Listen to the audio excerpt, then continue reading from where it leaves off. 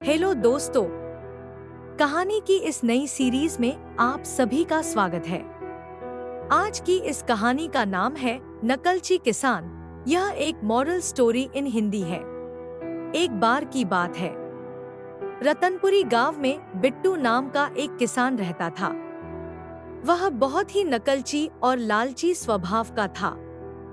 वह आसपास के लोगों को देखता और उन्हीं की तरह काम करता। एक दिन भानु खेत में बाजरा बो रहा था। बिट्टू ने उसे फसल बोते हुए देख लिया। उसके बगल में ही बिट्टू का भी खेत था।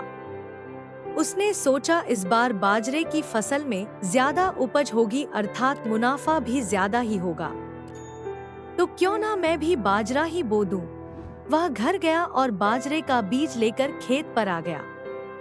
भानु ने जब बिट्टू को बाजरा बोते हुए देखा तो उसने कहा, क्यों बिट्टू, क्या तुम भी मुझे देखकर बाजरा ही उगाना चाहते हो? क्यों?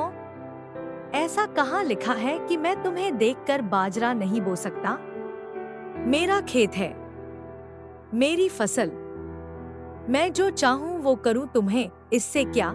अच्छा ठीक है, इस साल तुम फसल का दाम गिरा कर ही मानोगे।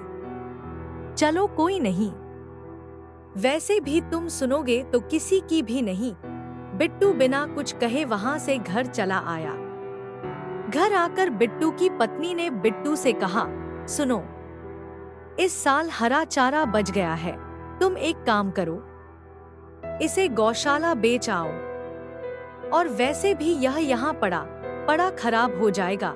बिट्टू ने कुछ देर विश्राम किया और उसके बाद वह हरा चारा सिर पर रखकर गौशाला की तरफ चल दिया।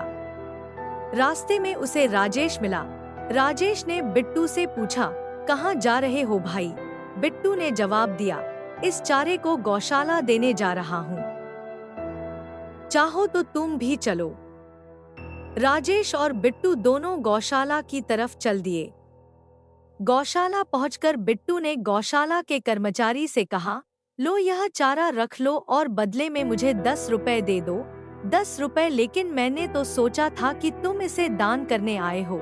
यह सुनकर राजेश ने कहा, अरे भाई, देखो कितनी शांति है और कितना प्यारा गौशाला है, कोई नहीं, दे दो। हाँ हाँ, फ्री में सब कुछ देकर तुम्हें शांति तो मिलेगी ही ना। उसके बाद राजेश और बिट्टू गौशाला से थोड़ा आगे बढ़े तो उन्होंने देखा कि संजू गाय के गोबर को एक बाल्टी में भरकर अपने घर ले जा रहा है। यह देखकर बिट्टू ने राजेश से कहा, अरे भाई, यह गोबर का क्या करता होगा? अरे भाई, तुम्हें पता नहीं, संजू इस समय काफी अच्छा पैसा कमा रहा है। वह इस गोबर से उपले और खाद बनाता है और उसे शहर जाकर बेच आता है। बदले में उसे उसके काफी अच्छे दाम मिलते हैं। यह सुनकर बिट्टू ने कहा, अच्छा ऐसा है। अगली सुबह बिट्टू गौशाला जल्दी गया और सारा गोबर एक बाल्टी में भरकर घर ले आया।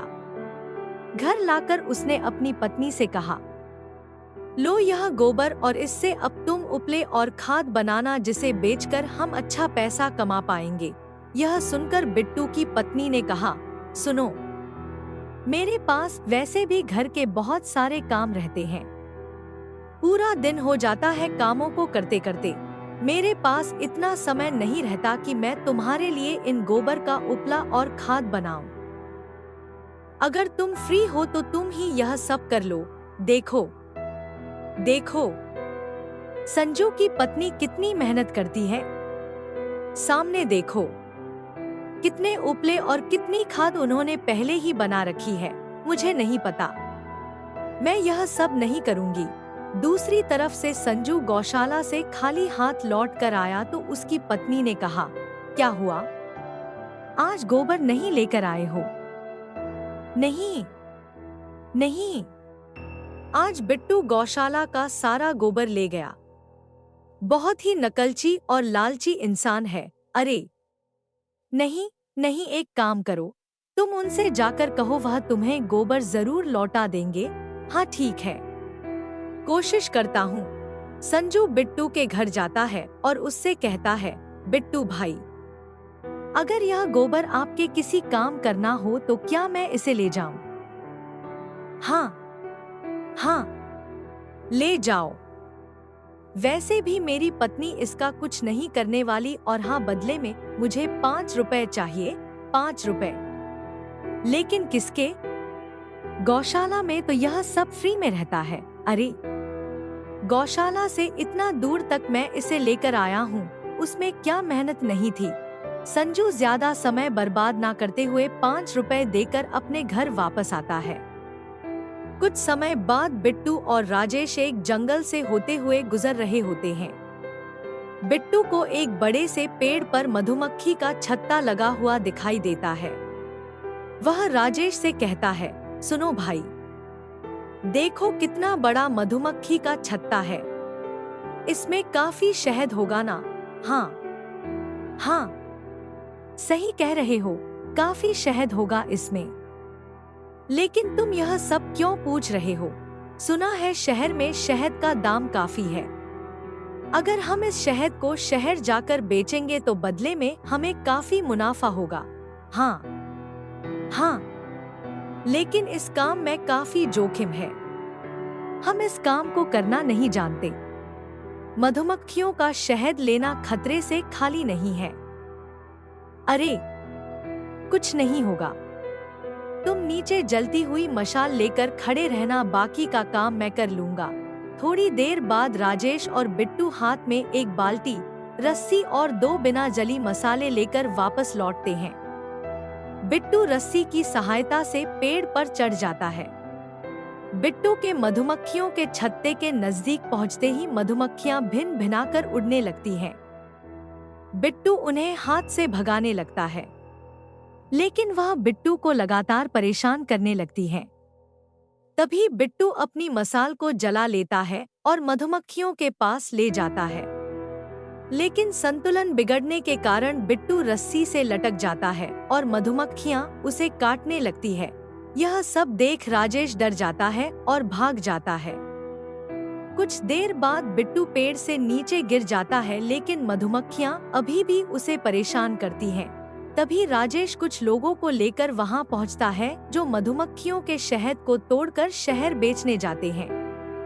उन लोगों ने मशाल को जलाया और फिर मधुमक्खियों को वहां से भगाया, लेकिन इतने में बिट्टू पूरी तरह सूज जा चुका था और उसका बदन टमाटर की तरह लाल हो चुका था। वो लोग बिट्टू को डांटते हुए कहते हैं, जब तुम्हें यह काम करना नहीं आता तो करते क्यों हो? दूसरों के काम को दूसरों को ही करने दो, ज्यादा लालची मत बना करो। बिट्टू दर्द से करा रहा था। वो लोग मिलकर बिट्टू को हॉस्पिटल लेकर गए। राजेश ने बिट्टू से कहा, मैंने तो तुमसे पहले ही कहा था, इस काम में बहुत जोखिम है। अब देखो क्या हाल कर लिया है। अगर मैं उन लोगों को समय पर लेकर नहीं पहुंचता तो मधुमक्खियां तुम्हें और भी काट लेती। हाँ, हाँ, सही कहा दोस्त। लेकिन अब से मैं ऐसी कोई गलती नहीं करूंगा। इस कहानी से आपने क्या सीखा? नीचे कमेंट में हमें जरूर बताएं।